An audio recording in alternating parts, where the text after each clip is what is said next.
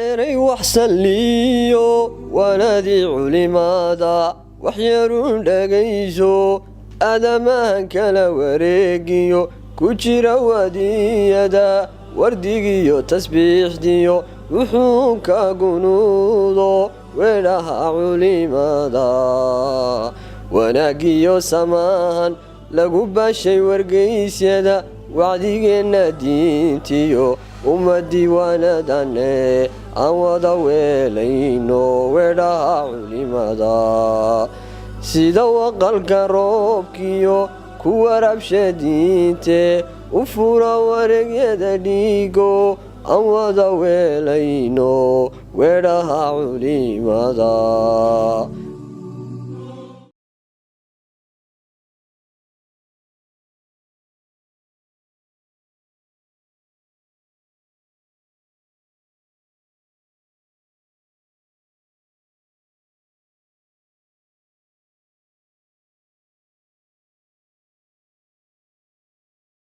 بسم الله الرحمن الرحيم. الحمد لله رب العالمين، وأصلي وأسلم على عبده ورسوله الأمين محمد بن عبد الله وعلى آله وأصحابه ومن اهتدى بهديه واستنى بسنته إلى يوم الدين وسلم تسليما كثيرا، وبعد. السلام عليكم ورحمة الله وبركاته. سلام كدب ولا ليال وحنا قندونا kelmadaha iyo mowduuca ayn wadaagi doonaa cinwaanka ku saabsan salaaxu lusrati salaaxu lmujtamac. ereygaasoo macnihiisu yahay bulshadu inay hagaagto waxay ku xidhan tahay in ay qoysasku hagaagaan. hadalkaasi hadal run ah weeye. sababta uu markaa muhiimadda u leeyahayna waxa weeye al-usra markeed hore waa qoyska meel ku wada nool ee guri degan, ama ha noqoto labada qof ee zawjeynka isqaba, ama ha noqoto ubad iyagu ay markaa dhaleen ama midkood dhalay oo la nool oo ku tacalluqsan. al-usra waxaa laga wadaa qoyska meel degan ee kasoo toosa. waxaynu ognahay bulshada intaa la eg ee ilaahay ballaariyey waxay ka kooban tahay qoysas isu tegey. qoyskayga iyo kaaga iyo kaaga iyo ka fulaan iyo ka fulaan iyo ka fulaan ayaa markay isu tageen ayaa waxaa ka dhashay bulsho wax la yidhaahdo. muhiimadda ay leedahay uu qoysku u leeyahay mujtamaca waxaad ka garan kartaa dhammaan waxaa bani aadam arlada guudkeeda buuxiyey, gaalkiisa iyo muslimkiisa, kiisa cad iyo kiisa madow, kuwa dhintay iyo kuwa dhalan doona, waxay ka soo wada jeedaan hal usro oo keliya. waxaa jirtay oo taariikhda soo martay xilliyada ka mid ahaa oo bani aadamku ay ka koobnaayeen hal qoys oo keliya. bal iska daaya waxaa jirtay waqtiyada ka mid ah oo ay jiray aabbo oo keliya, aadam. waayo aadam abuurkiisu waa ka horeeyey xawaa abuurkeeda. markii dambe ilaahay tabaaraka watacaala xawa ayuu jirsiiyey, labadooda ayay markaa ka soo bilaabantay bini aadamku. markii dambena wixii iyagu ay dhaleen ee ka farcamay ayaa bulshadu ay ka farcan tahay. saas awgeed qoyska in la daneeyo oo aada iyo aad loo dhowro oo la tixgeliyo oo wax kasta oo uu ku hagaagayo lala dhinac joogaa aad iyo aad iyo aad bay muhiim ugu tahay dhammaan bulshooyinka guud ahaan, gaar ahaana bulshada muslimka ah. waxaa garanaya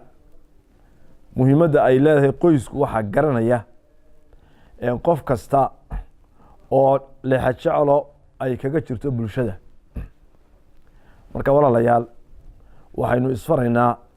dhammaanba waa mas-uuliyad dhammaanteed ina wada saaran, waa ballan nebigu ina saaray calayhi الsalaatu wasalaam iyo dardaaran inooga tegey. kullukum mas-uulun wa kullukum mas-uulun can raciyatih bulshada intaa leega muslimka ah inay hagaagto qof walba xil baa ka saaran marka qof waliba sidii uga qayb qaadan lahaa xilkaa gudashadiisa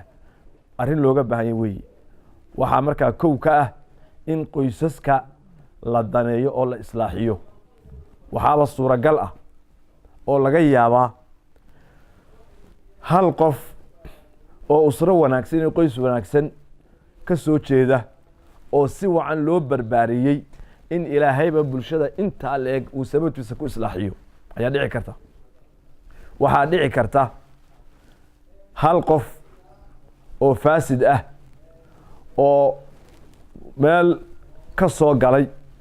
amaba halkii iyo usradii uu ka soo jeeday aan si wacan loo tarbiyadeyn oo waajibkii ka saarnaa qoyskaa aan laga gudanin inuu bulshada intaa leegba saameeyo oo sareeyo ayaa dhici karta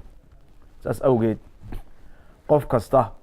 oo bulshada ka mid ah waxaa saaran mas-uuliyad fardi ah waxaa saaran mid usari ah saas awgeed waxaynu aada iyo aada isu xasuusinaynaa qoyska muslimka ah ee dhisan iyo ka dhismi doona ee iminka u diyaar ah intaba waa in uu qofku talagalkiisa uu ahaadaa qoyskaas uu dhisayo ama hadda u dhisan inuu kaga qayb qaato sidii bulshada loo islaaxin lahaa ma aha guurku iyo dhismaha qoysku inuu noqdo caado inaga noqdo inuu cibaado noqdo ayaa loo baahan yahay waxaa laga rabaa qoys kasta oo muslim ah sida bulshadu ay u islaaxdo kow arrimaha soo socda ugu horeyn nin iyo gabarh kasta oo qoys unkay ama diyaar u inay unkaan waxaa laga rabaa ugu horeyn kow inay niyada ku hayaan qoyskan ay abuureen ee ay dhagax dhigeen in ay fulinayaan amar ilaahay tabaaraka wa tacaala uu ku amray fankixuu maa taaba lakum min الnisaaءi maثnaa waثulaatha warubac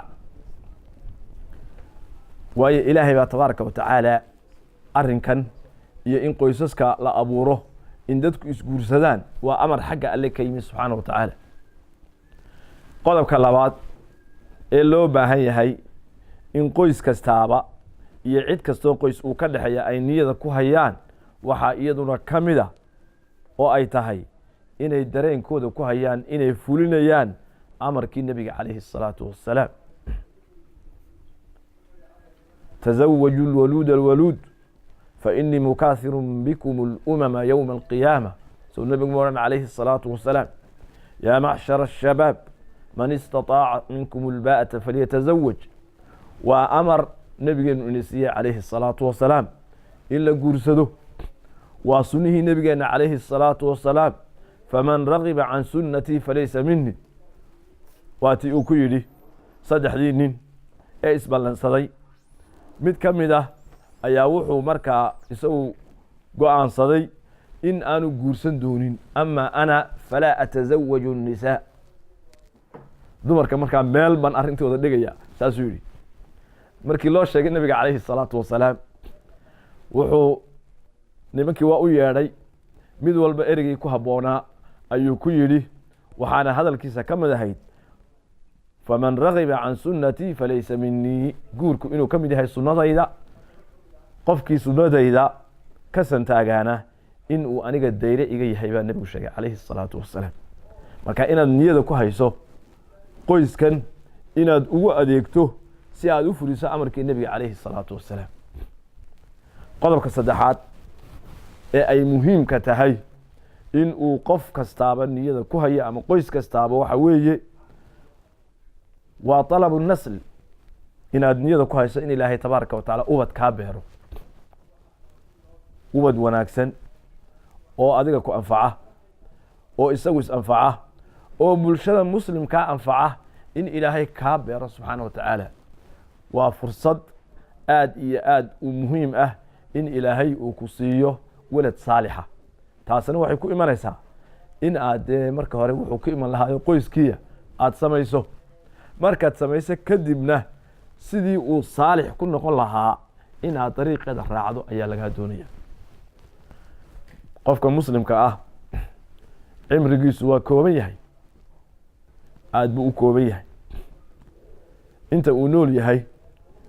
cimriga uu nool yahay alla siiye haddii looba dheereeyana waxaa laga yaabaa si uga faa'iidaystaa inaanay noqonin si looga baahnaa. saas awgeed in ilaahay kaa reebo ubad wanaagsan oo isagu is anfaca, oo adiga ku anfaca, oo bulshada anfaca, inaad markaa niyada ku qabta ayaa loo baahan yahay. si nebiguba sheegay calayhi الsalaatu wasalaam, idaa maata bnu aadama inqaطaca camaluhu ila min halaaث. qofku marka uu dhinto camalkiisu waa go-a, 3 marka laga reebo iyo wixii kale ee marka ay nusuustu ku dartay oo 3dan uun soo hoosgelaya. sadaqatin jaariya, sadaqo jaariya oo uu qofku la baxay iyo awqaaf. taas waxaa laga yaabaa dadka inaan u wada suuroobin, oo dee dadku hantiilayaal iyo tujaar ma wada aha. waxaa laga yaabaa qofku inuu nolol maalmeedkiisiiba uu la dhacdhacayo oo aanu helin wuxuu waqfo, madaaris ku dhiso, masaajid ku dhiso, ceelal ku qodo, inaanay markaa fursad u saamixin ayaa suuragal ah. aw cilmin yuntafacu bihi. shayga labaad ee qofka ka hadhaya waxa weeye waa camal, waa cilmi naafica oo uu dadka baray oo lagu intifaacay. qur'aan ha noqdo, xadiiska nebiga ha noqdo salى اllahu عalيه wasalam, culumta shareecada ha noqdo,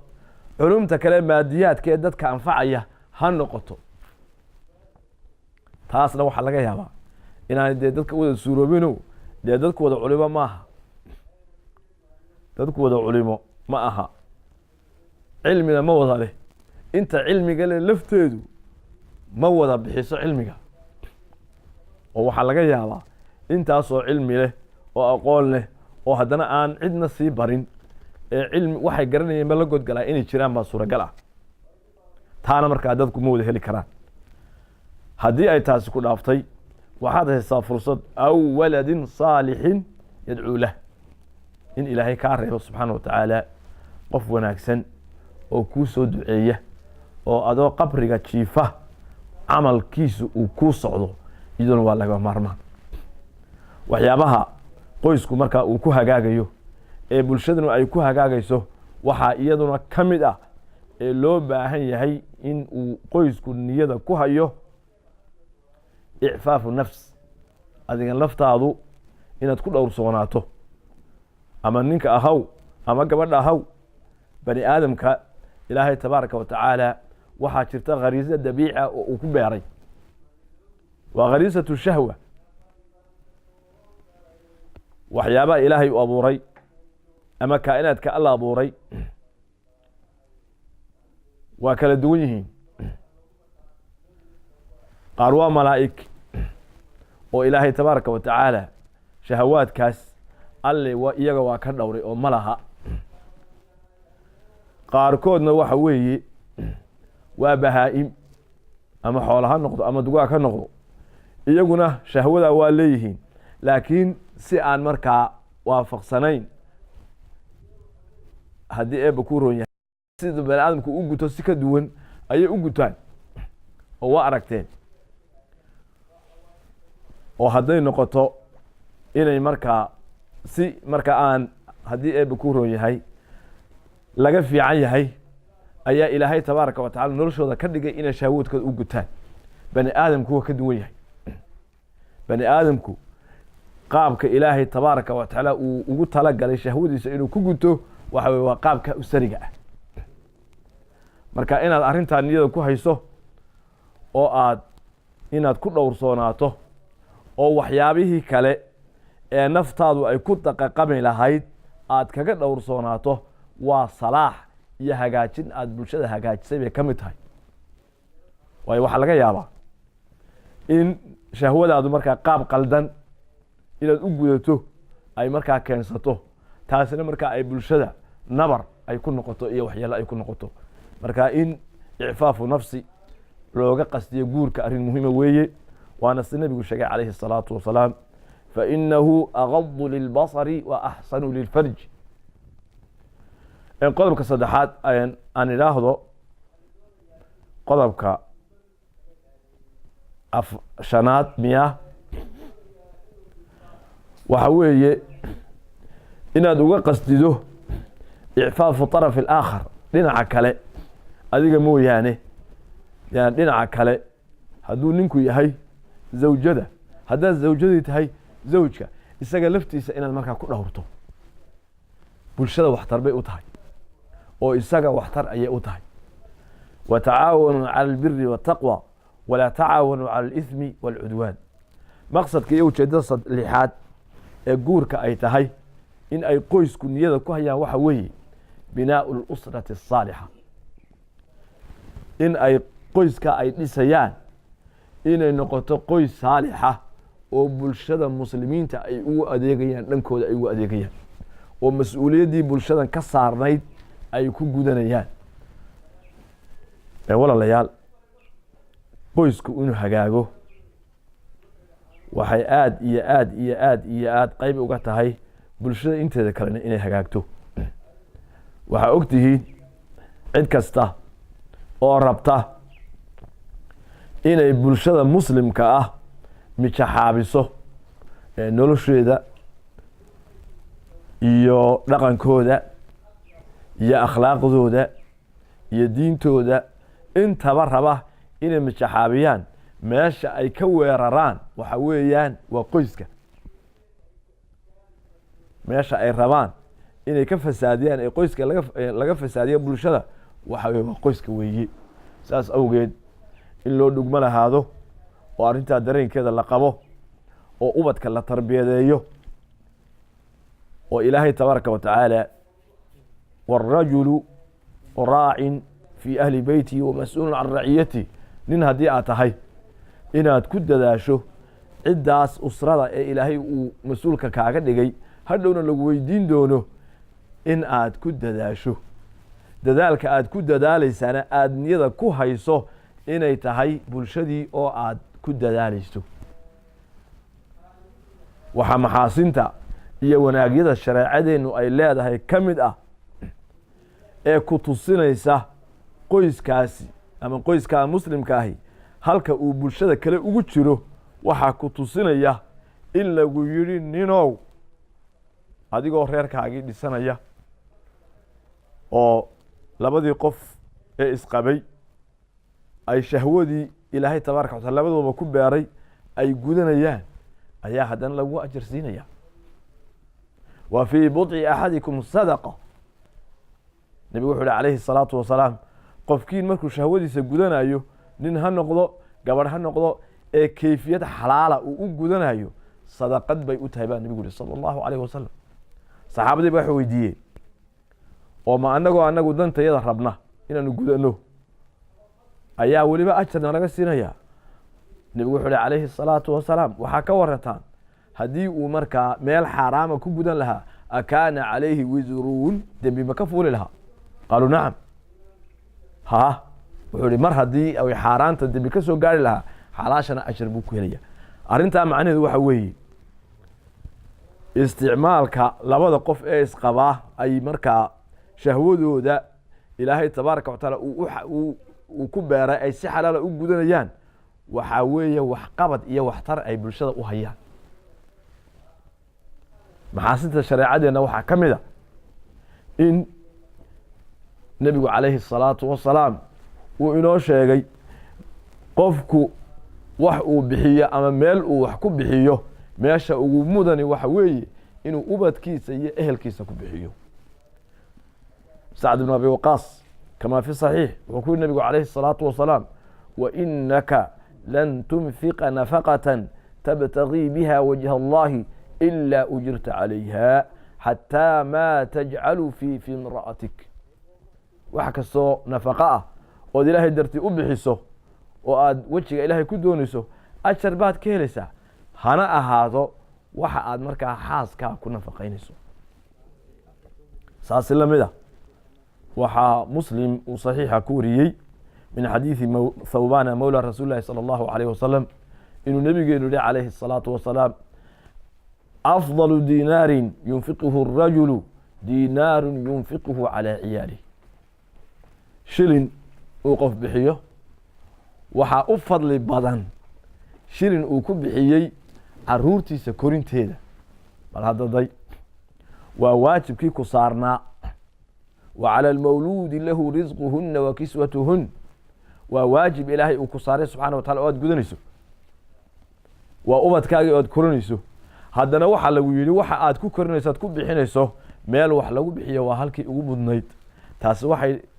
tusaysaa mudnaanta qoysku uu u leeyahay iyo ubadka korintiisu bulshada inteeda kale wa dinaarun yunfiquhu calaa daabatihi fi sabiili illah wa dinaarun yunfiquhu calaa asxaabihi fi sabiili illah marka inaad ogaato waxa qoyskaaga aad ku nafaqaynayso ee aad ku bixinayso ee aad ku biilayso ubadkaaga haddaad waxbarayso waxa aad waxbarasho aad kaga bixinayso dhammaan waxaas waxa weeyaan waa adeeg aad u qabanayso bulshada inteeda kale waa adeeg aad u qabanaysid bulshada inteeda kale waxaan ku soo gebagabeynaynaa maanta wax badan oo inaga hadlaysan haddaynu nahay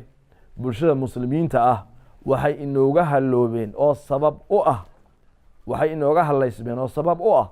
markii qof waliba mas-uuliyaddii saarayd uu faraha ka qaaday qof waliba naftiisii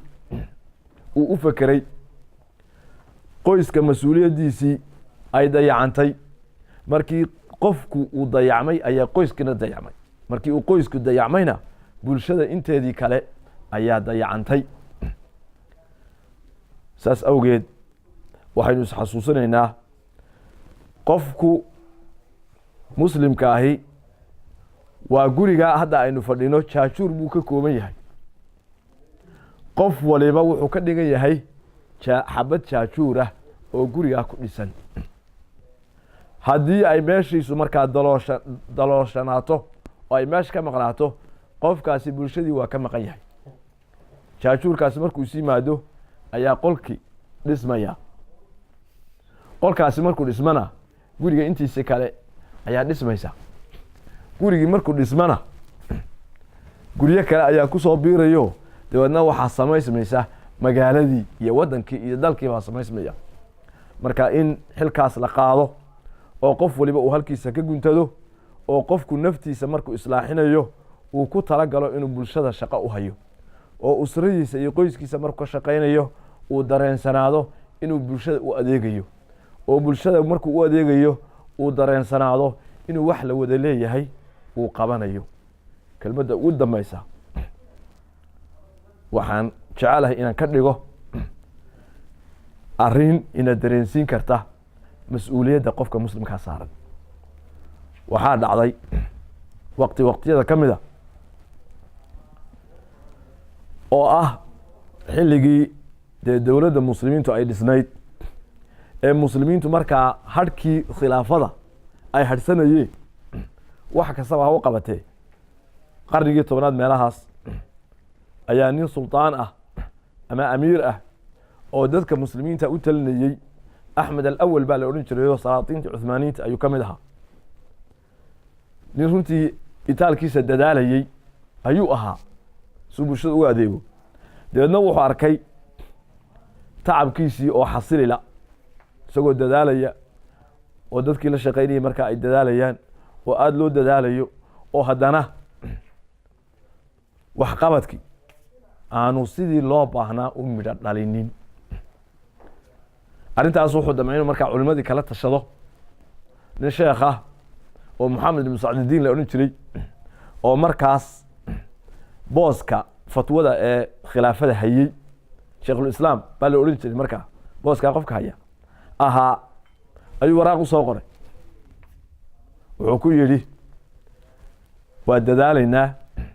intii karaanka iyaga waa dadaalaynaa hadh iyo habeenba waa soconaynaa hurdo waa seexan weynay haddana sidii loo baahnaa waxba u qabsoomi maayaane bal arrintaa ka soo waran waraaq buu markaa u soo diray waraaqdii uu ku jawaabi lahaa ayuu wuxuu ku qoray sheekhii weeye aljawaab jawaabtu waxay tahay buu yidhi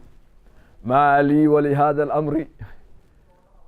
aniga iyo shaqadan maxaana kala galay jawaabtu waxa weeye buu yidhi maxaa iga 15 waraaqdii oo la sido ayaa loo geeyey madaxweynihii muslimiinta u akhriyey halkuu eegaya markaa jawaab faahfaahsan oo waxaas iyo waxaas iyo waxaas iyo waxaas iyo waxa halkaa wax laga qabto halkaa wax laga qabto waxa hal bedelo ka hal bedelo ka hal keeno ka hal keeno halkuu eegayay ayaa waxa kaga soo baxday ma li wa li hada al-amri maxaana kala galay aniga iyo arinkan maxaa iga 15 waxan marka madaxweyne aad buu cadhooday aad iyo aad buu cadhooday karaartaasi kaga dhigtay miyaa la odhan jiray aad buu cadhooday wuxuu yidhi si degdeg ah halay keeno halayu keeno ninka sheekhu markaa la wado oo la soo taandeeyey ayaa la soo hor joojiyey madaxweynihii wuxuu ku yidhi maxay ku dhacday adigoo jagadii ugu sarraysay ee diinta dowladda u haya oo shaykhul islaam aan kaa dhigay oo ummadda dhan fatwadoodii aan markaa adiga ku xil saaray markaan wax ku soo weydiiyo inaad ii soo qorto 15 maxaa kuu kalifay maxaad uga soo jawaabi weyday su-aashaad ku soo weydiiyey wuxuu ku yidhi bal ajabtuka adaqa jawaabin wa axsanah waan kuu jawaabi yidhi waliba si loo jawaabo ama jawaab la bixiyo tii ugu fiicnayd ee ugu faahfaahsanayd ayaan ku siiyey dabeedna hadalkii buu fasiray wuxuu yidhi waxani waxay ku dhaceen waxan aad tabayso iyo dhibtan aad madaxweynuhu dareemayso waxay ku dhaceen markii ay noqotay nin walba maa lii wali hada alamri aniga maxaa iga 15 bulshada maxaa iga galay anigu haddaan hagaago bulshada inteeda kale maxaa iga galay qoyskayga haddaan ku filaado bulshada inteeda kale maxaa iga 15 hadday shaqadeedu i hagaagto dadka kale maxaa iga galay marka qof walba kii xil loo dhiibay ee ummadda xil u hayay markuu yidhaahdo maxaa markaa dadka iga galay kii sheekh u ahaa ama daaci u ahaa ama macallin u ahaa markuu yidhaahdo anigu haddaan intayda markaa ku filaado maxaa iga galay dadka intiisa kale kii madax dhaqameed ahee mas-uul ahaa markuu yidhi haddaan markaa dadaalaba oo aan qoyskayga ku filaado iyo reerkayga maxaa bulshada inteeda kale iga galay markaasi arrintani timi wuri markaas ayaa dhibtan aynu dareemayna ay timi waxaan kaga baxayaa mashaakil badan oo runtii aynu dareemayno waxay ka timi markii qofku marka uu hawshiisa gaarkaa haysto ay dareenkiisa ka baxday inuu bulshada u adeegayo qoysku markay hawlahooda gaarkaa maamulanayaan markii ay dareenkooda ka baxday inay arrintan bulshada wax ugu qaban karaan oo adoo qoyskaaga ku tabcaya oo hagaajinaya oo waxbaraya oo u shaqaynaya oo u dadaalaya inaad haddana dareenka ku hayso inaad bulshada inteeda kalena u shaqaynayso ayaa loo baahan yahay hada ma aquul wabillahi tawfiiq وصلى الله وسلم وبارك على عبده ورسوله محمد والسلام عليكم ورحمة الله aan wada weelayno weedhaha culimada